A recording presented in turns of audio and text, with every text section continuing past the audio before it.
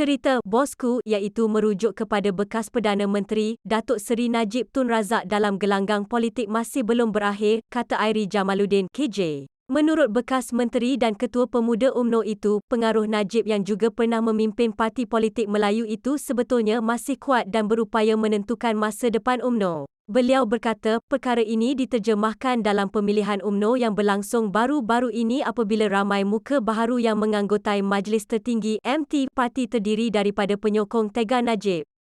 Dalam masa sama, bekas ahli Parlimen Rembau itu menegaskan, sekalipun Datuk Seri Ahmad Zahid Hamidi kekal sebagai Presiden UMNO, namun, umum jangan sesekali memandang remeh kekuatan dan pengaruh Najib. Datuk Ahmad Zahid memang kuat, tetapi kalau kita tengok dengan teliti dan kepada sebagai contoh barisan baharu dalam MT, saya nampak ramai mereka sebenarnya adalah penyokong tegar bosku, Datuk Seri Najib.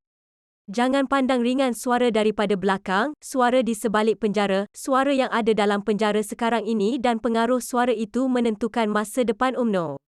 Saya rasa cerita bosku ini belum habis lagi, kata Airi lagi. Airi berkata demikian dalam podcast Keluar Sekejap yang dikendalikan beliau bersama bekas Ketua Penerangan UMNO, Syahril Hamdan. Sedutan rakaman podcast itu dikongsi beliau di akaun Twitter peribadinya. Dalam perkembangan sama, Airi berkata, cerita mengenai bosku belum tamat. Bahkan, orang ramai juga masih mempunyai keinginan untuk mengetahui perancangan bosku. Saya nak sebut dalam podcast Keluar Sekejap mengenai pandangan saya dan pendengar pun tahu pandangan saya selepas kekalahan 2018 PRU14 berkenaan bosku, tetapi saya katakan, bosku masih menjadi kekuatan yang perlu diambil kira, ujar beliau yang dikenali sangat kritikal terhadap Najib khususnya selepas kekalahan teruk UMNO dan Barisan Nasional dalam pilihan raya umum ke-14.